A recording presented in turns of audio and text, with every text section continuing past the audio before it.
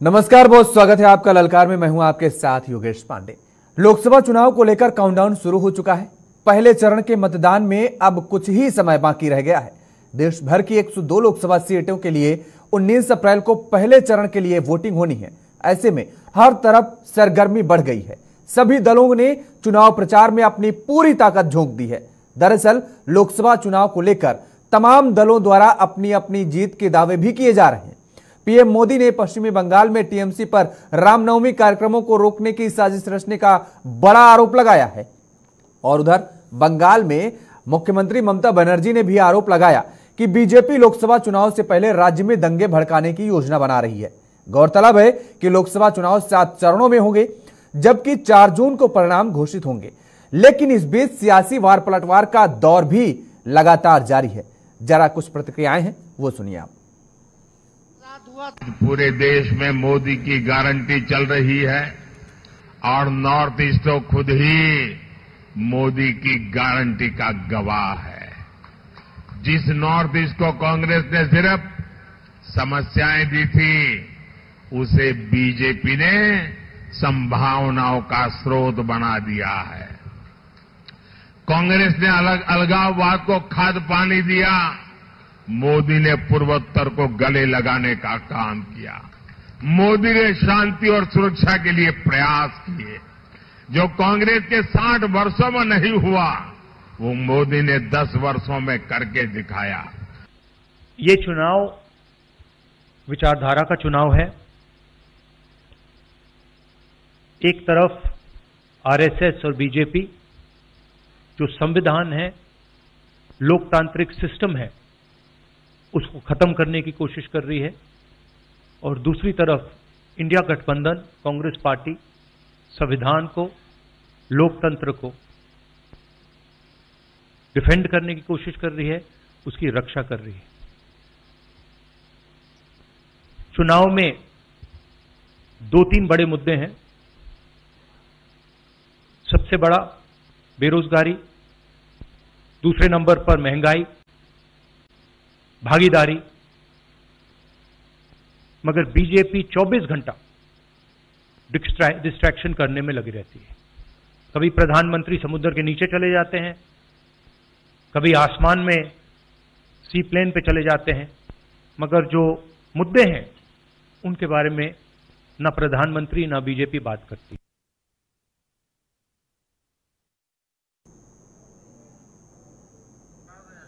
तो ये प्रतिक्रियाएं आपने सुनी। दोनों तरफ से लगातार वार पलटवार जारी है। और पहले चरण में जिन निर्वाचन क्षेत्रों में वोटिंग होनी है, उनमें बीजेपी और कांग्रेस के 9 गढ़ शामिल हैं, जहां एक ही पार्टी ने 2009 के बाद से सभी 3 लोकसभा चुनाव जीती हैं।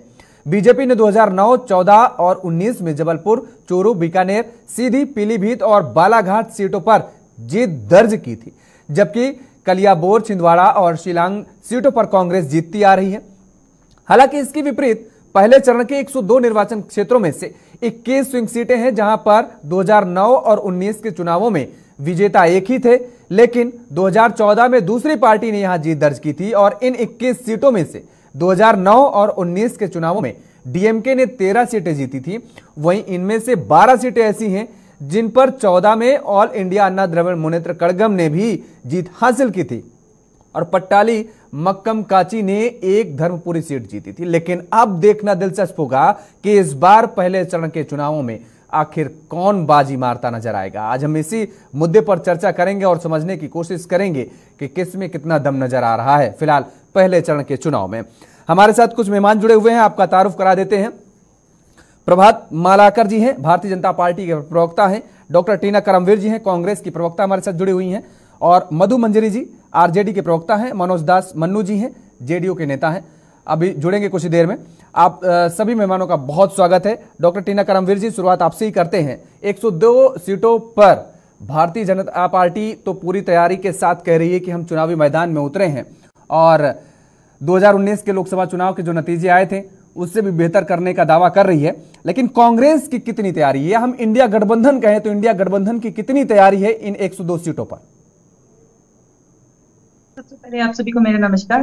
देखिए, मैं ये बताना चाहती हूँ कि जिस तरीके से एक माहौल बनाया गया है, जिसे कहें साइकोलॉजिकल वॉर, और एक गेम खेला गया माननीय देश के प्रधानमंत्री मोदी जी के तहत कि वो बार बार कह रहे 400 पार 400 पार, लेकिन वो नारा, वो वादा, वो सब कुछ खोखला था। क्योंकि इनकी सच्चाई ये थी कि जब इनका इंटरनल सर्वे आया तो उसमें साफ दिख रहा था कि बीजेपी सत्ता में नहीं आने जा रही है। और आज जब फर्स्ट चरण का, जिस तरीके का प्रथम चरण का जो ये चुनाव हुआ, उससे ये पता चल रहा है कि जनता का मूड क्या है। जनता का और सिर्फ ना मूड है, वो बदलना चाहती है इस बीजेपी सरकार को, केंद्र से भी और राज्य से भी। कि ऐसा मैं क्यों कह रही हूँ, क्योंकि आप देखिए कि महंगाई की बात आती है तो बीजेपी बिल्कुल शांत हो जाती है, महंगाई पर बात नहीं करती है, बेरोजगारी पर बात नहीं करती है। और सरकार जब चुनी गई थी तो इन्होंने वादे किए थे और उन वादों पर जनता ने भरोसा जताया था। इन्होंने वादा किया था कि हम 2 करोड़ नौकरियां देंगे, इन्होंने वादा किया था कि हम पेट्रोल सस्ता करेंगे, हम रुपये का दाम जो है जिस तरीके से लगातार गिरावट आ रही है, ये सारे बहुत सारे ऐसे वादे किए गए थे, लेकिन उन वादों में पूरी तरीके से नाकामयाब रहे।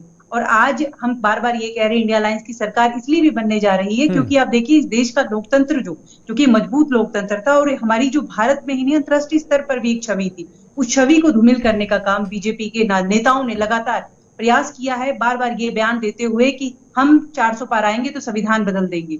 आप मुझे बताइए कि क्यों बीजेपी ने उनके टिकट नहीं काटे अब तक? वो बार बार लगातार बयान दे रहे हैं, ये आप संविधान की अवहेलना कर रहे हैं कि, और खासतौर पर माननीय मोदी साहब एक तरफ अम्बेडकर साहब के सामने फूल मालाएं चढ़ाते हैं और वहीं पर उन्हीं के लिखे संविधान को बदलने की उनके नेता बात कर रहे हैं। तो सबसे पहला सवाल तो यही है। और लगातार आप देखेंगे आज भी जिस तरीके से केरल के अंदर, और मैं याद करना चाहती हूँ हमारे नेता राहुल गांधी जी ने कहा था कि इनकी आत्मा जो है वो ईवीएम में है। और ये आज देखिए किस तरीके से सुप्रीम कोर्ट में भी हमारी मांग क्या थी कि लगातार यही मांग थी कि वीवीपैट से जो पर्चा निकल रही है उसके साथ तुलना कर ली जाए, उनको मैच कर लिया जाए। लेकिन ये हर एक मुद्दे पर फेल रहे हैं और ये नहीं चाहते हैं, क्योंकि जिस तरीके से ईवीएम में सेटिंग भी, हम तो बार बार कह रहे हैं ईवीएम में ये लोग सेटिंग कर रहे हैं, लेकिन उसके बावजूद भी जनता लगातार इंडिया अलायंस की तरफ देख रही है, कांग्रेस पार्टी की तरफ देख रही है। क्योंकि ये जो चुनाव था ये बहुत ही महत्वपूर्ण है, मैं इसे कहूंगी कितना महत्वपूर्ण है कि हम कह रहे हैं कि इस चुनाव के ही माध्यम से हम जो वादे कर रहे हैं, जो हम लोग जेन्युइन वादे जो हम कह रहे हैं कि 30 लाख नौकरियां देंगे, वो वादे जनता तक पहुंचा पाएंगे। क्योंकि इन्होंने 10 साल में सिर्फ जुमलेबाजी की और कुछ नहीं। आप इनका मैनिफेस्टो उठाकर देख लीजिए, एक तरफ कांग्रेस का मैनिफेस्टो जो कि न्याय पत्र, न्याय की बात कर रहे हैं हम, और हम जनता को न्याय देना चाहते हैं। एक तरफ बीजेपी का मैनिफेस्टो है जिसमें रोजगार के लिए मुद्दा नहीं है इनके यहाँ तो सिर्फ खोखले वादे हैं जो कि जनता तक नहीं पहुंच पा रहे। और इसीलिए हम कह रहे हैं और पूर्ण विश्वास के साथ जनता की तरफ गए थे, और जनता हमें पूरी तरीके से आश्वस्त कर रही है कि आने वाले चुनाव में कांग्रेस पार्टी की विजय होने जा रही है। और ये तो पहला चरण है, अभी तो हम कहेंगे तो ट्रेलर है, अभी पिक्चर अभी बाकी। चलिए, कल पहले चरण का जो चुनाव जब होगा तो पता चल जाएगा और कुछ तस्वीरें मुझे लगता है साफ होने लगेगी और एक लीक हम कहें या रास्ता कहें वो तैयार होता नजर आएगा अगले 6 चरणों के लिए। प्रभात मलाकर जी, कितनी तैयारी है भारतीय जनता पार्टी की? तैयारी है, और मैं पहले माननीय कांग्रेस की प्रवक्ता अभी बोल रही थी कि संविधान बदलने की बात भारतीय जनता पार्टी, तो मैं बता देना चाहता हूं कि अभी तक के संविधान बनने के बाद से लेकर जितने दिन कांग्रेस का शासनकाल रहा 60 वर्षों तक 127 बार संविधान में संशोधन किए गए, और एनडीए के शासनकाल में देश हित में अभी तक 21 बार संशोधन किए गए। तो ये संशोधन करना अलग बात है, संशोधन और संविधान बदलना दोनों अलग बातें हैं। आप नहीं समझ पाएंगे क्योंकि आप तो संविधान को तार करने का काम तो इन्होंने किया। करते थे।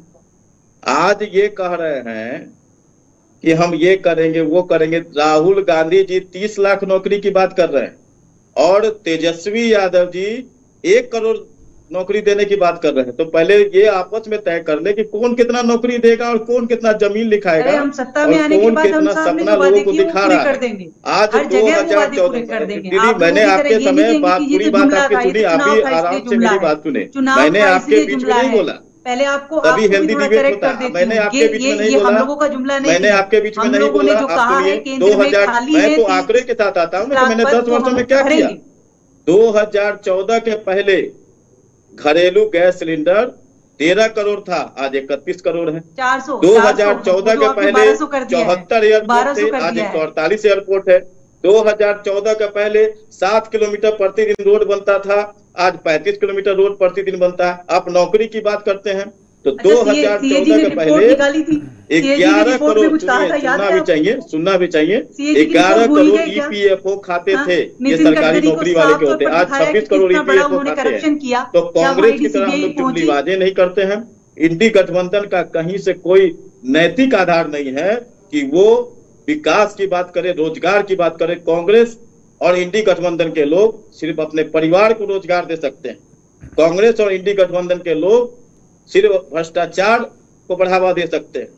इंडी गठबंधन के लोग सिर्फ लोगों को भय और डर का वातावरण दे सकते हैं। तो कुछ होने वाला नहीं है। आदरणीय नरेंद्र मोदी जी की गारंटी पर अभी कल 102 सीटों पर चुनाव होने जा रहा है देश में, और लगभग सीटें हम जीतने जा रहे हैं। और 400 सीटें हम लोग इसलिए कर रहे हैं 400 पार, क्योंकि जनता का भरोसा है।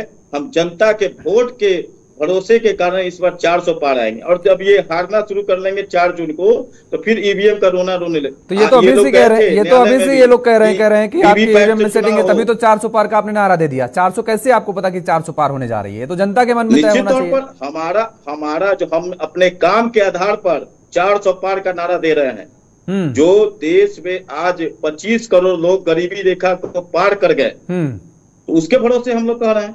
आज हमारे विश्व में 5वीं अर्थव्यवस्था है, उसके कारण हम कह रहे हैं। आज अमेरिका, रसिया, जापान सब हमसे बहुत पीछे है, और आज देश की जीडीपी हमारे 8.4 है, उसके भरोसे हम कह रहे हैं कि 400 पार होंगे। ठीक है। मधु मंजरी जी, बिहार का चुनाव इस स्तर पर आ गया है कि वहां पर मां बहन की गालियां तक शुरू हो गई हैं, और आपके नेता सुनते रहते हैं। देखिए, ये जो बात है, ये जो मतलब अभी जो वीडियो वायरल है, ये निंदनीय है। लेकिन इसको पॉलिटिकल जामा पहना करके जो भी गाली दे रहा था, एक रोड छाप लोग हैं जो भीड़ में है, हमारे नेता मंच पे से भाषण दे रहे हैं, नीचे लोग जयकारा लगा रहे हैं, नीचे लोग वीडियो बना रहे हैं, वायरल कर रहे हैं। इसका मतलब ये नहीं कि नेता उसको समर्थन दे रहे हैं या बोल रहे हैं। हम लोग या तो रामविलास पासवान जी की माता जी हो, या हमारी माता जी हो, या किसी की भी माता हो, बहन हो, हम लोग सबको सम्मान करते हैं। आज तक का रिकॉर्ड उठाकर देखिए कि आदरणीय तेजस्वी प्रसाद यादव जी ने कभी भी किसी के भी बारे में कोई अनर्गल बातें की हुई हो, गलत बात की हुई हो, या अपशब्दों का इस्तेमाल किया हुआ है। तो लेकिन उस चीज को लेकर के अभी चिराग पासवान जी जो है, आप उसको सिंपैथी गेन करने का जो काम कर रहे हैं, कहीं ना कहीं ये पॉलिटिक्स है। आप नहीं, तो वो तो कह रहे हैं, वो कह रहे हैं कि अगर हमारे सामने हमारा ही कोई समर्थक लालू प्रसाद यादव को या तेजस्वी यादव को या उनकी बहन या माता जी को गाली देता तो मैं इंटरप्ट करता, और इस तरीके की मैं उसका बिल्कुल समर्थन नहीं कर रही हूँ। किसी के भी माता के बारे में, किसी के भी माँ पिता या बहन के बारे में, किसी के भी बारे में अगर गलत शब्दों का इस्तेमाल किया जाता है, गाली दी जाती है, गलत बात किया जाता है, तो हम उसका समर्थन नहीं करते हैं। ये लोग जो है असामाजिक तत्व के लोग हैं, तो किसी भी भीड़ में आ गए या कुछ बोल रहे हैं, तो इसका मतलब ये नहीं है कि आप उसको पॉलिटिकल इशू बनाइए। क्या हमारे किसी ने नेता ने बोला, क्या किसी ने प्रवक्ता ने बोला, क्या हमारे नेता ने बोले? एक आम आदमी, अद्दा सा आदमी जो पब्लिक भीड़ में खड़ा है, वो वीडियो बना रहा है, इसको आप पॉलिटिकल इशू कहां से बना सकते हैं? आप यूट्यूब चैनल अभी खोल करके देखेंगे, बहुत सारे लोग बहुतों के बारे में बहुत कुछ गलत बोलते हैं, कुछ पक्ष के भी बारे में गलत बोलते हैं, कुछ विपक्ष के भी बारे में गलत बोलते हैं। इसको क्या हम पॉलिटिकल इशू बना ले, पॉलिटिकल मुद्दा बना ले? इसको मतलब क्या साइकोलॉजिकली लोगों को मोटिवेट करने का काम कर रहे हैं। बेचारे बनने का जरूरत नहीं है। इसको पॉलिटिकल जामा, ये कोई पॉलिटिकल लोगों ने नहीं बोला। एक सड़क छाप आदमी, तो रोड पे एक अद्दा सा आदमी जो असामाजिक तत्व के लोग हैं, उनके पक्ष में हम लोग भी नहीं खड़े हैं। तो एफआईआर लिखने की बात कही जहां एफआईआर लिखने की बात कही जा रही, तो आप लोग बोलिए ना कि ठीक है एफआईआर आप इलेक्शन कमीशन से कहिए, लिखवाइए, और अगर आपका पक्ष है तो आप रखिए। अब उसमें पॉलिटिकल इशू आप क्या कह रही है, पॉलिटिकल इशू बनाया जा रहा है, आप करें सिंपैथी गेन करने की कोशिश की जा रही है। तो क्या आपको ये लगता है कि सिंपैथी गेन करने की जो कोशिश की जा रही है उसका फायदा मिल सकता है एलजेपी को? किसी को कोई फायदा नहीं होना है। पब्लिक जानती है, जो लोग, और आप भी जानते हैं, अपने दिल पे हाथ रख के बोलिए कि जब पब्लिक डोमेन में रहते हैं उसमें हर तरह के लोग होते हैं, तो इस तरह का घटनाएं होती है। तो इसका मतलब ये नहीं है कि कोई नेता इसका जिम्मेवार है, या तो कोई हमारे नेता के बारे में भी बहुत कुछ बोलते हैं लोग, तो ऐसा थोड़ी उसका जिम्मेवार। जो लोग, जब तक कोई ऑथेंटिक लोग कुछ बात ना बोले, उसका कोई भी पार्टी उसका ना समर्थन करती है और ना उसका ये करती है। लेकिन जो असामाजिक तत्व के लोग हैं उनको सजा मिलना चाहिए, आप दीजिए ना। ठीक, आपके हाथ में चीज है, आपकी सरकार, आप ढूंढिए उसको। ठीक, तो ये कहने का मतलब कि उन्होंने बढ़ावा दिया, वो बोले।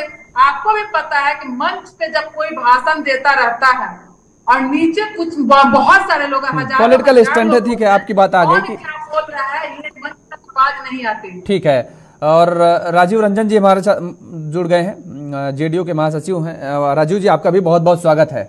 आवाज आ रही है आपको? राजीव जी, क्या तैयारी है? पहले चरण का कल मतदान है। जनता के बीच में ये कहा जा रहा है कि नाराजगी व्याप्त है, खासतौर पर जेडीयू के खिलाफ बिहार में, क्योंकि जिस तरीके से नीतीश बाबू ने पाला पलटा है लगातार, अब जनता कह रही है कि कोई भरोसा नहीं है। एक तरफ प्रधानमंत्री नरेंद्र मोदी जी गारंटी दे रहे हैं कि वो जनता के सपनों को पूरा करने की गारंटी देते हैं, लेकिन अब नीतीश कुमार इस चुनाव के बाद नहीं पलटेंगे, इसकी गारंटी प्रधानमंत्री भी नहीं दे पा रहे हैं। देखिए, चारों सीट पर एनडीए की जीत तय है। और जहां तक बिहार का सवाल है, तो बिहार में जितना काम नीतीश कुमार ने किया 2005 से लेकर 2024 तक, तो इस पर तो चर्चा करने की कोई बात ही नहीं। आज हम आप स्टूडियो में बैठे हैं, हम यहाँ बैठ करके आपको अपना बात बता रहे हैं। आरजेडी की जो प्रवक्ता है मधु मंजरी जी बात कर रही हैं, जिस चिकना सड़क पर और जगमग रोशनी में दौड़ रही, तो पता है नहीं वो कि लालटेन से नहीं, ये बिजली से आया है ना पता इनको। 140 के स्पीड में इनका नेता गाड़ी लेकर दौड़ रहे हैं। 140 के स्पीड में कैसे दौड़ रहे हैं? 2005 के पहले आप नहीं बात कर रहे हैं, इस पर चर्चा नहीं करने की बात है। तो आपको क्यों पेट में दर्द हो रहा है? चर्चा करना है क्यों? आपके नेता दौड़ने में ये है कि उदंडता है, गाली गलौज है, ये सब आरजेडी का लोग का पुराना पैटर्न है। गाली गलौज उदंडता में तो कोई मतलब ही नहीं है।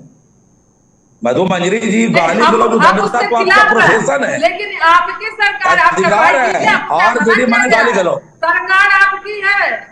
राष्ट्रीय गाली गलौज दल जो है उस पर तो कोई बात नहीं कर रहा। अब कार्रवाई कीजिए, हमने मना किया है। कोई भी असामाजिक तत्व और मोदी जी की गारंटी का क्या बात करना है? भुनाने का काम मत कीजिए, आप लोगों को बड़गलाने का काम मत कीजिए। 370 धारा हटाने वाले लोग जो गारंटी है, अब उस पर क्या चर्चा करें हम लोग?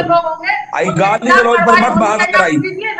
आरजेडी माने होता ही है गाली गलौज, इस पर क्यों हम लोग डिबेट में बैठा रहे हैं? एक बच्चा से पूछेगा कि गाली कौन देता है, तब लेगा लालू। अरे आप बोल रहे हैं बिहार में, बच्चा से बिहार में पूछिए कि गाली गलौज कौन करता है, नहीं कौन करता है, तो लालू जी का पार्टी। अच्छा ठीक है राजीव जी, ठीक है राजीव जी, ठीक है, हमने गाली गलौज का आपसे सवाल भी पूछा भी नहीं था। बहरहाल वो सवाल क्योंकि आरजेडी की तरफ से, आरजेडी की रैली में ये दृश्य देखने को मिला, इसलिए मैंने आरजेडी से पूछा। आप लोग उसका आरोप जरूर लगा रहे हैं। नीतीश बाबू अब प्रधानमंत्री नरेंद्र मोदी के मंच पर नहीं दिख रहे हैं इधर पिछले दिनों से। 400 का ये कहा जा रहा है कि 400 को 4000 उनके कैसे उनके मुंह से निकल गया, और उसके बाद उन्होंने माफी मांगी, उसको लेकर के आरजेडी ने बड़ा हमला भी बोला। अब पिछले दिनों पुरिया भी गए थे, गया भी गए थे प्रधानमंत्री, वहां पर भी नहीं। अरे हम सुनिए तो, सवाल तो ले लीजिए। एमएलसी है, वो बोला कि रोहिणी आचार्य को सवाल तो ले लीजिए। मेरा सवाल ये है कि प्रधानमंत्री के साथ मंच साझा करते अब क्यों नजर नहीं आ रहे नीतीश बाबू? सवाल ये सुनील कुमार ने कहा, यार आरजेडी के एमएलसी ने ये रोहिणी आचार्य को भारी मतों से हराना, ये वीडियो देखे कि नहीं? हमारा ये सवाल ही नहीं है। हमने तो ये कौन से बड़ी बात हो गई? राजीव जी हमने इस बात को कहा कि ये आरजेडी इशू बना रही। मेरा सवाल, मूल सवाल ये है कि प्रधानमंत्री का मंच साझा करते नजर नहीं आए नीतीश बाबू अब पिछले दिन, क्यों? प्रधानमंत्री के मंच तो लगातार साझा कर रहे थे। गया में गए थे क्या? इधर उन्होंने उनका सेपरेट कार्यक्रम लग रहा है, अकेले डिमांड है उनका। अच्छा, मुख्यमंत्री का जब अकेले डिमांड है तो क्यों शेयर करेंगे? जब शेयर करना होगा तो शेयर करेंगे। शेखपुरा गए मुख्यमंत्री जी अकेले, अब भीड़ देखे तो वहां कल अमरपुर में सभा हो रही है, मुख्यमंत्री जी के सभा भीड़ देख लीजिएगा। लेकिन हम लोग का जो भीड़ रहेगा वो संयमित और संस्कारी लोगों का रहेगा, गाली गलौज देने वाले लोग उसमें नहीं आएंगे। हम लोगों की भीड़ होगी जो सुशासन वाली भीड़ होगी। अब उनकी जो भीड़ होती है गुंडाराज जंगल वाली भीड़ होती है, तो सुशासन में तो गाली गलौज होगा नहीं, तो गाली गलौज तो जंगले रंग में ना होना है। ठीक है, इसलिए 4000 पार वाले जो बीच आरजेडी के लोग बोल रहे हैं, तो जरा सुनील सिंह का वीडियो भी चलवाइए, जो कह रहा है कि रोनिया चाचा को भारी मत तो आ रही। तो कहने का मतलब है बोलने में किसी से भी मिस्टेक हो सकता है, और सुनील जी से भी हुआ, हमारे नेता से भी हुआ है। इसको स्वीकार, इसको मुद्दा कौन बना रहा है? ठीक, ये मुद्दा बनाने वाले लोग जाहिल लोग हैं, इसको कैसे मुद्दा बना सकता है कोई? ठीक है, ठीक है, किसी भी व्यक्ति से बोलने में मिस्टेक हो सकता है। ठीक है, आ रहे हैं आपके पास, आएंगे दोबारा। डॉक्टर टीना जी, सर पर चुनाव, कल पहले चरण का मतदान, लगातार अभी भी कांग्रेस के नेताओं के छोड़ने का सिलसिला जारी है। छत्तीसगढ़ के बिलासपुर में विष्णु यादव, आपने टिकट दिया उनको, चुनाव लड़ने जा रहे थे, और उसके बाद अब वो ज्वाइन कर लिए, आपका पार्टी छोड़ के चले गए। कैसे संभव, कैसे आप ये कह रही हैं कि इंडिया गठबंधन की सरकार बनेगी, और विष्णु यादव ही नहीं, उसके पहले भी अन्य नेताओं ने छोड़ करके लगातार, मतलब ये सिलसिला लगातार अनवरत जारी है कि चुनाव का समय है, नेता छोड़कर जा रहे हैं, तो कुछ नेता हमारी पार्टी में जुड़ भी रहे हैं। आप देखिए एआईसीसी में लगातार जो है अलग अलग दलों के नेता हमारी पार्टी में जुड़ रहे हैं। और आप हरियाणा में देखिए, क्योंकि मैं हरियाणा से आती हूँ, हरियाणा में लगातार ताबड़तोड़ तरीके से लोग जो है, जो सत्ताधारी पार्टी है उस पार्टी को छोड़ के कांग्रेस में शामिल हो रहे हैं। तो देखिए चुनाव के समय इधर से उधर आते जाते रहते हैं। मेन हम लोगों का जो मुख्य उद्देश्य है ये है कि इस चुनाव को जीतना कैसे है, क्योंकि देखिए इस चुनाव को जीतने का हमारा मात्र उद्देश्य यही है, इस संविधान को बचाना, इस देश के लोकतंत्र सवाल ये, क्योंकि जब आप या कोई भी राजनीतिक दल किसी व्यक्ति को कैंडिडेट बनाती है, जब वो उसको नामांकन फॉर्म देती है, तो यही सोच करके देती है कि जिताऊ कैंडिडेट है, इस लोकसभा को या विधानसभा को ये जीत सकता है, तो हम अपना प्रत्याशी बनाएंगे। और वही प्रत्याशी आपका नामांकन पत्र खरीदता है और उसके बाद 2 दिन बाद भारतीय जनता पार्टी का दामन थाम लेता है, तब तो आपके सामने असमंजस की स्थिति पैदा हो जाएगी ना। बिल्कुल, देखिए अब बहुत लोगों को ईडी सीबीआई का भी डर दिखाकर सत्ताधारी दल जो पार्टी है वो अपनी पार्टी में शामिल कर रही है, और कुछ लोगों की खुद की लालच भी होती है, कुछ मंशाएं होती है, राजनीतिक इच्छा शक्ति अधिक होती है, तो वो दूसरी पार्टी में चली जाती है। और बीजेपी इस मामले में बहुत माहिर है। इनके पास जो इलेक्टोरल बॉन्ड, जो कि सुप्रीम कोर्ट ने असंवैधानिक बताया, उसका पैसे का यही तो इस्तेमाल कर रही है, और कहाँ कर रही है आप बताइए। इनके पूरे देश के अंदर 500 के करीब जो है ऑफिस बने हुए हैं, जो कि 5 स्टार ऑफिस है, वो किसकी देन है? वो इलेक्टोरल बॉन्ड में पैसा मिला वो वहां खर्च हो गया। अब ये हमारे यहाँ से नेता जो है तोड़ कर ले जा रहे हैं, तो ये पूरी देश देख रहा है, 140 करोड़ की जनता देख रही है कि इन्होंने इलेक्टोरल बॉन्ड का जिस तरीके से इस्तेमाल किया, और वो एक बहुत बड़ा स्कैम है। और उस वसूली गैंग के कौन अध्यक्ष है? उस वसूली गैंग के अध्यक्ष है देश के प्रधानमंत्री माननीय नरेंद्र मोदी। और वो लगातार, अगर वो चाहते तो इस तरीके से जो है आप दूसरे नेताओं को नहीं लेकर आते। पार्टी में जोड़ तोड़ आपने देखा होगा, अजीत पवार पर एक समय में 70,000 करोड़ के। तो आपको क्या लगता है कि कल जब मतदाता मतदान केंद्र पर पहुंचेगा तो उसको ये बात याद रहेगी, इलेक्टोरल बॉन्ड जैसे मुद्दों पर वो मतदान करेगा, या अपने आसपास के जो जमीनी मुद्दे हैं, आसपास के उसके क्षेत्र, ये जो मुद्दे हैं उन पर? जिसको देखिए इस सरकार ने जनता के पेट पर लात मारी है, और पेट का दर्द, पेट पर जो लात मारता है उसको ये महसूस बहुत अच्छे से होता है। आप देखिए कि 5 किलो अनाज से क्या आप किसी का पेट भर सकते हैं? नहीं। आप उसको नौकरी नहीं दे सकते, आप उनको शिक्षा नहीं दे सकते, स्वास्थ्य की सुविधाएं नहीं दे सकती। लेकिन आप हमारे मैनिफेस्टो में देखिए वो सब प्रावधान किए गए हैं, क्योंकि राहुल गांधी जिन जिन लोगों से मिले, चाहे आप मणिपुर से लेकर मुंबई तक और कन्याकुमारी से लेकर कश्मीर तक, जितने लोगों से वो मिले उनकी समस्याओं को उसमें डालने का काम किया, और उनको पूरा करेंगे। सब जैसे हम सरकार में आएंगे, हम बार बार ये कहते हैं, पहली कैबिनेट में, पहली मीटिंग में हम ये फैसला करेंगे, क्योंकि हमने हिमाचल के अंदर वो किया, हमने कर्नाटक के अंदर वो वादे पूरे किए। तो और आप देखिए कि हम तो ये 500 रुपए में सिलेंडर दे रहे थे, इन्होंने जो 1200 रुपए में नहीं, उसमें भी तो सवाल खड़े किए जा रहे हैं। अभी देखिए ना, प्रभात जी कह रहे थे कि एक लोग 30 लाख कह रहे हैं, एक लोग 1 लाख करोड़ 1 लाख नौकरी 1 करोड़ नौकरी कर रहे हैं। दूसरी तरफ आप ये कह रही हैं हम 400 रुपए जो मजदूर हैं उनकी भत्ता कर देंगे। अखिलेश यादव कह रहे हैं 450 कर देंगे। ये जो असमानता दिख रही है, ये कहां से आप पूरी करेंगे? इसको कैसे आप मैनेज करेंगे अगर जनता आपके हाथ में कमान सौंप भी देती है देश की? तो देखिए, हर एक दल को अपना मैनिफेस्टो तैयार करने की आजादी है, और तेजस्वी साहब ने अपना मैनिफेस्टो अपने स्टेट के अंदर जो है लागू किया या करना चाहते हैं, वो मैनिफेस्टो उन्होंने जारी किया। हमारा मैनिफेस्टो जो है, भारतीय राष्ट्रीय कांग्रेस पार्टी ने जो मैनिफेस्टो जारी किया, उसमें अपने जो है अपने जो मांगे हैं जनता की, वो डाली है। देखिए, जब हम सरकार में आएंगे तो तब हम केंद्र में जो देना चाहेंगे वो करेंगे। तेजस्वी साहब जो चाहते हैं बिहार के अंदर वो करेंगे। तो इसमें ऐसा कुछ नहीं है, कुछ अलग नहीं है। हम सबका एक समान जो है एक प्रोग्राम है। इसे कॉमन मिनिमम प्रोग्राम भी कह सकते हैं। कहाँ बन पाया कॉमन मिनिमम प्रोग्राम? कहाँ बन पाया टीना जी, कहाँ बना? देखिए, हमने कोई ऐसे वादे नहीं किए कि हम सच में 2 करोड़ का वादा किया। हमने वही वादे किए जो कि आप देखिए, मनमोहन सिंह सरकार के समय जो लोग रिटायर हुए, वो पद खाली हुए, हम उन्हीं पदों को भरने का हम काम करेंगे, क्योंकि 30 लाख के पद जो है केंद्र में खाली है।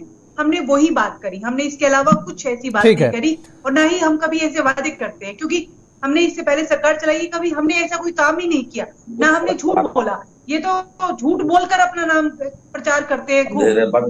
ठीक है प्रभात मलाकर जी, लगातार सुप्रीम कोर्ट ही इनके मुंह पर सुप्रीम तमाचा मारता है, वरना तो ये डरते ही नहीं है किसी से। इन्होंने तो पूरे देश में तानाशाही लागू कर दी थी। कहीं रोजगार और कहीं जनता की समस्याओं का कहीं कोई जिक्र नहीं बताया जा रहा है आपके साथ। तो नहीं, ये बताए ना कि इनके जो 10 साल का शासन था, उसके पहले 60 साल का शासन था, जो देश हम पे आंख दिखाता था, जो कटोरा लेके सबके सामने भीख मांग रहा है, तो ये नरेंद्र मोदी की गारंटी की सरकार है। अरे कहाँ भीख मांग रहा था प्रभात जी? बताइए ना, कहाँ देश कब भीख मांग रहा था?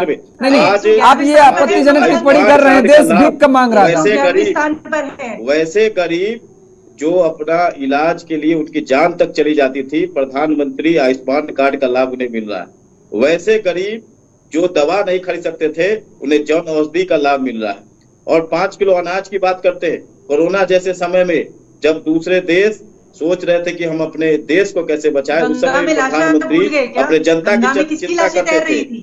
आज कांग्रेस ने क्या किया, आज क्या क्या कर रही थी? ये लुटेरे की सरकार, इंडी गठबंधन की सरकार, लुटेरे की सरकार। ये गरीबी हटाओ करके खुद अपना जेब भरने का काम करती थी। खुद राजीव गांधी जी, इनके प्रधानमंत्री, तत्कालीन प्रधानमंत्री ने स्वीकारा था कि 1 रुपया चलता था तो 15 पैसे आता था। तो ये 15 लाख का गठबंधन के लोग जो पैसा कमाया है उन्होंने, सिर्फ जो है ये लोगों को सपना दिखाने का काम करते हैं। ये हताशा निराशा में कभी कुछ। देखिए, आज ये माननीय अभी राजद की प्रवक्ता कह रही थी कि वो कोई साधारण सा व्यक्ति था, साधारण सा व्यक्ति मंच तक चला जाता है। तेजस्वी यादव नेता प्रतिपक्ष हैं और वो मंच के पास जाकर और तेजस्वी यादव उसके बातों को सुनते हैं, उसके बातों को सुनते हैं। एक दलित समाज के महिला को गाली दी जाती है, एक दलित समाज के बेटा के माँ को गाली दी जाती है। ये इंडी गठबंधन कांग्रेस के लोग सिर्फ लोगों को भड़काने का काम करते हैं, ठगने का काम करते हैं। ये लूट भ्रष्टाचार के पर्याय है, ये होने वाला नहीं है। संतरे खिलाए, आप रहने दीजिए। अब जनता जब आप बोल रहे थे, मैं सुन रहा था, इसीलिए 2 बार चढ़ गई। आपका तो आपने तो अपना परिचय दे दिया कि राष्ट्रीय जनता दल और इंडी गठबंधन के लोग क्या कर सकते हैं। कभी ये कंगना रनौत को लेकर कांग्रेस की प्रवक्ता जो महिला भी महिला उसकी चर्चा वैसे शब्दों का प्रयोग करते हैं। कभी आरजेडी के कार्यकर्ता एक दलित समाज के मां के साथ को गाली देने का काम करते हैं। तो इनके पास मुद्दा विहीन है। ये इंडी गठबंधन चित होने वाली ये लड़ाई में नहीं है, हताशा निराशा में। कभी प्रधानमंत्री को जेल भेजने की बात, जो खुद बेल में है वो जेल की बात करते हैं। तो राहुल गांधी जी सिर्फ युवाओं को साथ बैठकर गप लगाने से कुछ नहीं होने वाला। आपके पास ना कोई विजन है, ना कोई नेता है, ना कोई नियति है। तो इंडी गठबंधन के लोग चारों होने वाले हैं। देश मोदी की गारंटी पे चल रहा है और लोगों को यह विश्वास है कि यही जो नरेंद्र मोदी है जनता की सबसे जनता भी ये कह रही है कि सबसे बड़ी भूल कमल को उन्होंने वोट दिया था। सबसे बड़ी बंधु के अग्रणी श्रेणी में बड़ी भूल यही हुई। आज लड़ाई लड़ रहे हैं आप लोगों को पांचवें अर्थव्यवस्था से तीसरे अर्थव्यवस्था में आ जाए। 10 सालों में अगर आप लड़ाई लड़ रहे हैं जनता के कि भारत 2047 का भारत कैसा हो। आज हम लड़ाई लड़ रहे हैं कि अगले 1000 साल के बाद भारत कैसा हो, और इनको अपने घर की चिंता है। लोग 2024 में हम 2047 के भारत की कल्पना के साथ काम कर रहे हैं। अभी वर्तमान की बात करिए, वर्तमान मोदी जी को कहिए वर्तमान की बात करें। 2047 में बाद में आएंगे, पहले 24 तो ठीक कर लीजिए, 2024 तक तो ठीक कर लीजिए। निश्चित तौर पर वो आप ठीक नहीं कर पाए, इसलिए हम कह रहे हैं 10 वर्षों का माननीय प्रवक्ता जी 10 सालों का काम दिख रहा है। 3612 दिन मोदी की गारंटी दिख रही है। सिर्फ और सिर्फ कांग्रेस को करिए। आज कांग्रेस के अलावा है जो G20 का इतना सफल कार्यक्रम अपने कांग्रेस के नेताओं को अपनी पार्टी में शामिल करते रहे। ये उनका काम रहा। में दूसरे देश का होश गुम था और भारत के एक लोगों को टीका मुक्त टीका लगवाने का काम किया। 80 करोड़ लोगों को 5 किलो अनाज मुक्त आयुष्मान कार्ड देने का काम किया। हमने तो कोई थैंक यू के पोस्टर नहीं लगवाए, हमने तो थैंक यू के कोई होर्डिंग्स नहीं लगवाए। आप तो हर जगह मोदी जी का चेहरा चिपका रहे हैं, उसके बावजूद आपके नेता कह रही है कि मोदी जी की हवा क्या बोलेंगे, मोदी जी की हवा खत्म करिए, कार्यकर्ताओं को ये काम करिए। आपके कार्यकर्ताओं को ये जमीनी स्तर पर जाइए, कार्यकर्ताओं को ठीक है प्रभात जी, ठीक है प्रभात जी आपको भी रोक रहे हैं, प्रभात जी आपको भी रोक रहे हैं, प्रभात जी आपको भी रोक रहे हैं, डॉक्टर टीना करमवीर जी आपको भी यहाँ पर तो रोक रहे हैं। थोड़ा सा 2 मिनट के लिए मैं आपको रोक रहा हूँ और इस बीच दर्शकों को सीधे पंजाब लिए चलता हूँ जहां पर आम आदमी पार्टी की प्रेस कॉन्फ्रेंस हो रही है। पर ना अरविंद केजरीवाल जी डरन वालियां चों ने ना झुकण वालियां चों ने। अपनी पार्टी लोकां ने संघर्षां चों कड्डी हुई पार्टी है, धरनियां चों निकली हुई पार्टी है। डट के इन्हां दे जुल्म दा सामना करांगे, पर लोकां दे हक्कां लई लड़दे ते।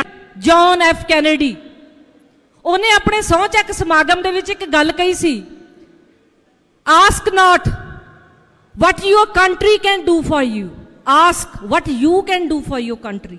ये ना देखो कि देश तुहाडे लई की कर सकदा, ये देखो कि तुसी देश लई की कर सकदे हो। अज ये गुंडागर्दी वाली तानाशाह वाली मोदी सरकार दे खिलाफ सानू क्रांतिकारियों दी, चंगे लोगों दी, जेड़े देश नू अगे लैके जा सकन, धर्मां दे नां ते ना वंडण, विकास की गल करन, इहो जी सरकार पहला देश नू बना के देनी पैनी है। इहो जे लोकां दे हाथ देश की वांगडोर संभालनी पैनी है। उस तो बाद जिहड़ी हैगी असीं जिम्मेवार हां। सो ये गलत लोकां दे हाथां चों वागडोर कड्ढण दा जिहड़ा वेला आ गया जी, ते असीं समुची आम आदमी पार्टी की लीडरशिप, मंत्री साहबान, MLA साहबान, एक अहुदेदार, एक वलंटियर फख्र महसूस करते हैं कि असी सरदार भगवंत मान जी की अगवाई हेठ काम करते हैं।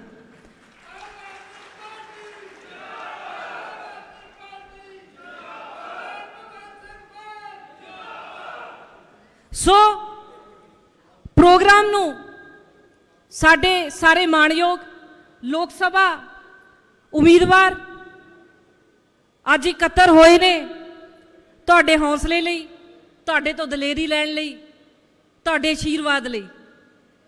तुसी सारे आम आदमी पार्टी की रीढ़ की हड्डी हो, जिन्हां ने आम लोकां दी सरकार बना के क्रांतिकारी लोकां दा पंजाब च चंगी सरकार दा एक बूटा लाया।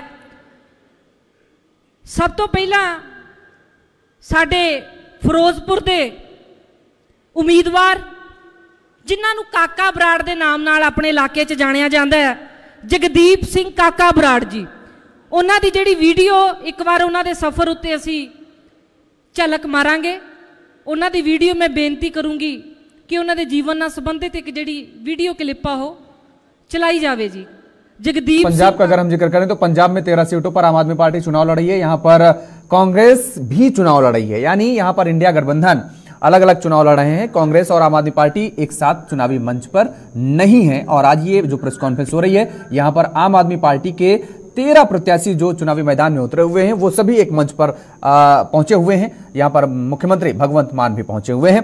और चर्चा को हम आगे बढ़ाएंगे। हमारे साथ फिलहाल दो मेहमान जुड़े हुए हैं, प्रभात मलाकर जी और डॉक्टर टीना करावी जी। प्रभात जी, देखिए, आप लगातार कह रहे हैं कि सारे वादे पूरे किए गए, गारंटी दे रहे हैं, लेकिन बहुत सारे ऐसे वादे हैं जो किए गए थे वो अभी तक नहीं पूरे हुए। हम 2024 तक 50 शहर में मेट्रो का सशक्त नेटवर्क जो जाल बिछाने की बात कही गई थी आपकी, वो फिलहाल नहीं हो पाया है। राजकीय कोष का जो घाटा था उसको आपने कम करने की बात कही थी 2024 तक, वो नहीं हो पाया है। और रेल मार्गों को 2022 तक ब्रॉडगेज में बदला जाएगा, आपने ये बड़ा वादा किया था, नहीं बदला गया है।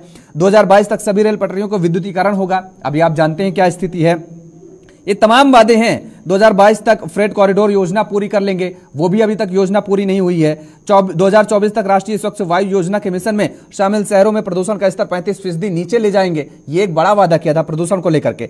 हर उप जिले में राज्य सरकार के सहयोग से एक मिनी खेल स्टेडियम होगा। आप बताइए ना कहां पर ये सब बने हैं, बहुत सारे वायदे हैं। ये तो एक आंकड़ा रखा जा रहा है। 2014 में नरेंद्र मोदी जी की सरकार आई और अभी तक हमने 100 स्मार्ट सिटी शहर दिया। तो 2014 के पहले कांग्रेस के 60 वर्षों के कार्यकाल में 20 लाख किलोमीटर सिर्फ रेल विद्युतीकरण हुआ था और आज 60 लाख किलोमीटर और बहुत जल्द हम पूरा इलेक्ट्रिफिकेशन पूरा रेल मार्ग को कर देंगे।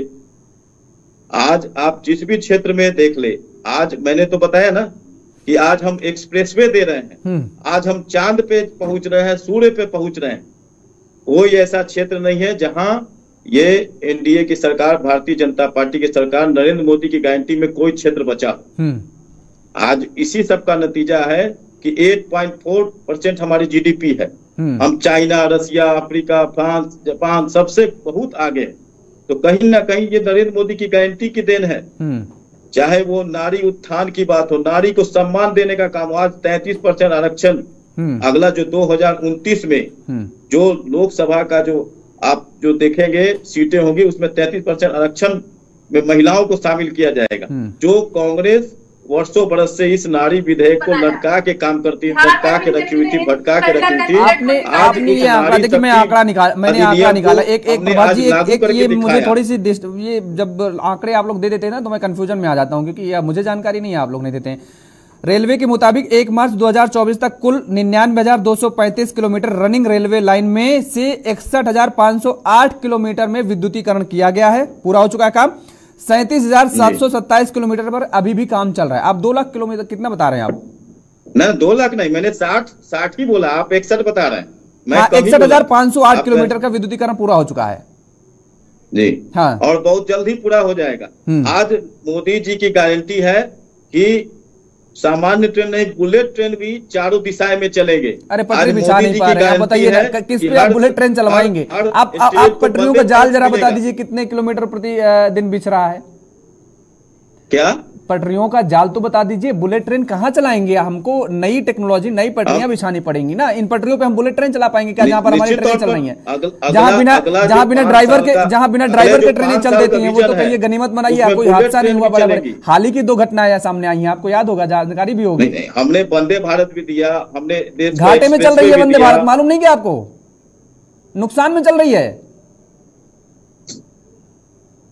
नुकसान में चलने की बात नहीं है। हम अगला जो 5 साल का विजन है वो हमने प्रस्तुत किया। उसमें एक हमारा बुलेट ट्रेन मोदी जी की गारंटी है कि चलेगी तो चलेगी।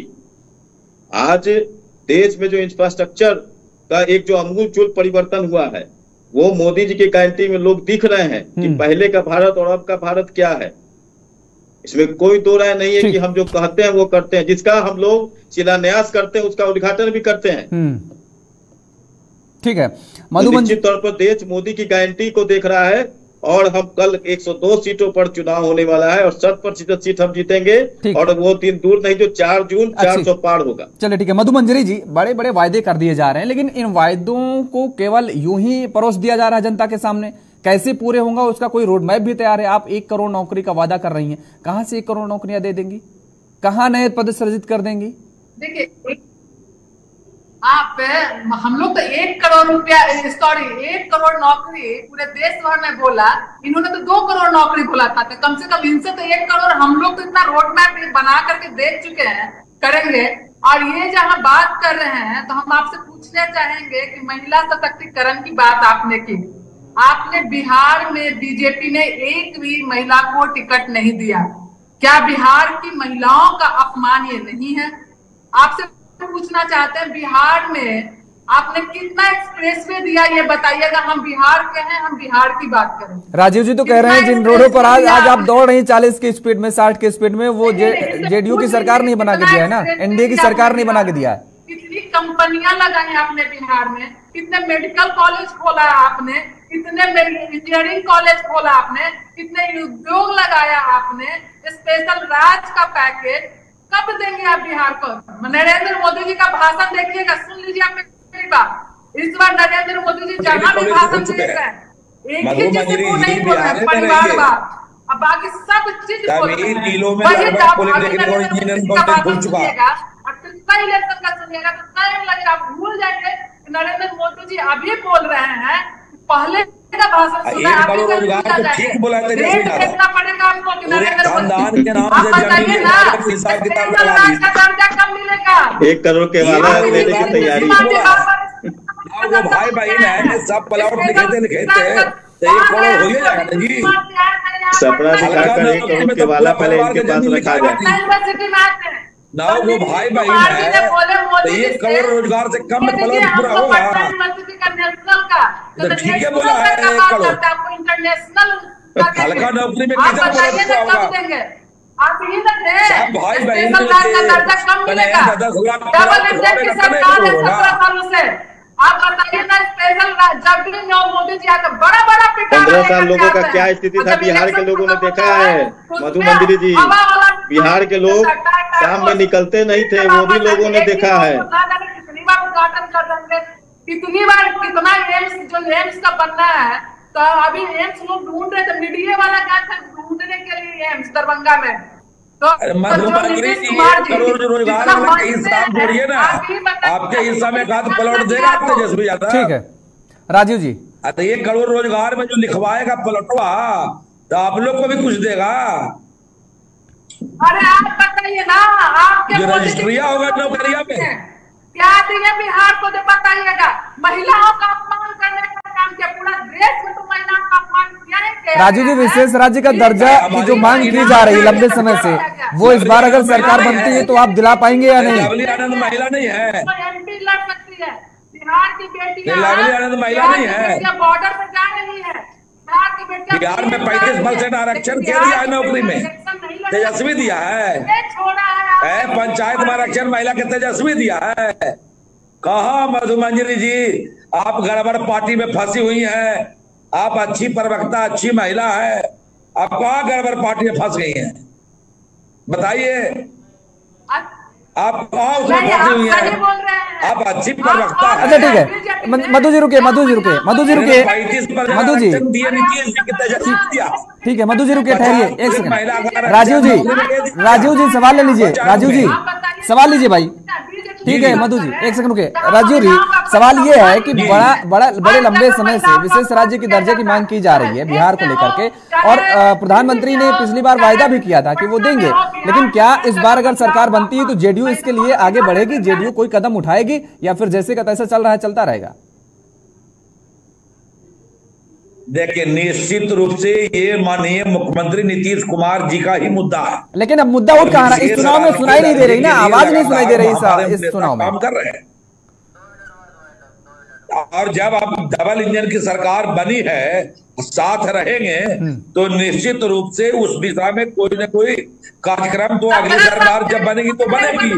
हमारे नेता विकास के लिए लड़ने वाले लोग हैं, परिवार के लिए लड़ने वाले लोग नहीं है। 17 साल से 17 महीना में नौकरी बेटी उसके बाद ना, उससे पहले नीतीश कुमार को लड़ाई लड़ते ही है विकास के लिए। सही होनी चाहिए, युवा अपनी सरकार बना करके। अब आदरणीय मुख्यमंत्री जी थक गए हैं, उनको बिहार की जो सत्ता है युवा के हाथ में दे देना चाहिए। अरे हमारा नेताजी के बेटी चुनाव लड़ रही है, बिहार नहीं समझ रहा है, हमारा नेताजी तो में लग गया। आप लोग और नरेंद्र मोदी जी विकास पुरुष है, वो भी बिहार के लिए निश्चित रूप से जितना हो सकेगा समर्थन करेंगे, और नीतीश जी जरूर इसकी लड़ाई लड़ेंगे आगे बढ़ करके। ठीक, मोदी जी अब उनको अपने मंच पर लाना चाह रहे हैं। अरे मैडम सुन तो लीजिए, कहाँ आप गलत पार्टी में सही प्रवक्ता फंस गए। नीतीश जी का सम्मान बचाइए और उनको रिटायरमेंट दीजिए। सुन तो लीजिए मैडम, सुन तो लीजिए आप ही को। अरे नकली दूसरा के किडनी लगा करके आपका नेता प्रचार में कर रहे हैं, अगर ये जांच हो जाएगा तब क्या होगा मैडम? ये किडनी का जो दुष्प्रचार चल रहा है, हमारा नेता रिटायर नहीं होंगे, हमारा नेता बिहार के विकास के लिए लगे रहेंगे। चलिए ठीक है, नहीं ये जो राजीव वाली बात आप लोग का इतना फजियत हो गया, फिर भी आप लोग नहीं भूल रहे हैं। राजीव जी ठीक है, आप देख रहे हैं ना रोहिणी आचार्य जी के उसमें भी लोगों का जन समर्थन, लालू जी का आप लोग सम्मान करते हैं, बीजेपी लालू जी का आप सम्मान करते हैं, नरेंद्र मोदी जी चढ़ गए हैं, लेकिन उनके परिवारवाद का सम्मान नहीं न करेंगे। चलिए ठीक है, परिवारवाद का, लेकिन लगातार यही बात बोली जा रही है कि परिवारवाद का अब जिक्र नहीं किया जा रहा। प्रधानमंत्री नरेंद्र मोदी की तरफ से पूर्णिया में भी गए, वहां पर जिस तरीके से वहां पर जनसभा को संबोधित किया, आरजेडी और कांग्रेस लगातार अब यही मुद्दा उठा रहे राजीव जी कि दरअसल प्रधानमंत्री नरेंद्र मोदी जिस परिवारवाद को लेकर के लगातार बेहद आक्रामकता दिखाते नजर आए हैं, लेकिन जब वही चुनाव प्रचार करने जाते हैं तो उसमें वो उन सीटों पर इसका जिक्र नहीं करते हैं जहां पर परिवारवाद की झलक एनडीए में नजर आती है। तो जनता भी ये सवाल पूछ रही है और विपक्ष तो लगातार वो मुद्दे उठा ही रहा है जाहिर तौर पर। हेलो राजीव जी, नहीं, परिवारवाद का मुद्दा शीर्ष पदों पर होता है, हाँ, नीचे नहीं होता है। अच्छा, जहां गारंटी है कि आरजेडी तेजस्वी जी के हाथ में ही रहेगा, हाँ, ये गारंटी है। हाँ, एलजेपी किसके हाथ में रहेगी, किसकी गारंटी है? एलजेपी किसके हाथ में रहेगी, किसकी गारंटी है? ये भी तो गारंटी देनी पड़ेगी ना। बहरहाल चलिए ठीक है, अपना परिवारवाद नहीं होता और सामने वाले का परिवारवाद आपको परिवारवाद नजर आ रहा है, इसको भी देखना पड़ेगा। चलिए मधु जी, आपको भी रोकेंगे। बहुत बहुत शुक्रिया आप सभी मेहमानों को हमारे साथ जुड़ने के लिए, समय देने के लिए बहुत धन्यवाद, बहुत बहुत शुक्रिया। तो लगातार सभी राजनीतिक दलों की तरफ से पूरी ताकत लगाई जा रही है और आपको बता दें कि कल 19 अप्रैल को पहले चरण का मतदान होना है और कल का मतदान किसके पक्ष में जाता दिखाई देगा ये आने वाला वक्त बताएगा। फिलहाल मेरे साथ इतना ही। खबरों के लिए आप देखते रहिए J24 न्यूज़। नमस्कार।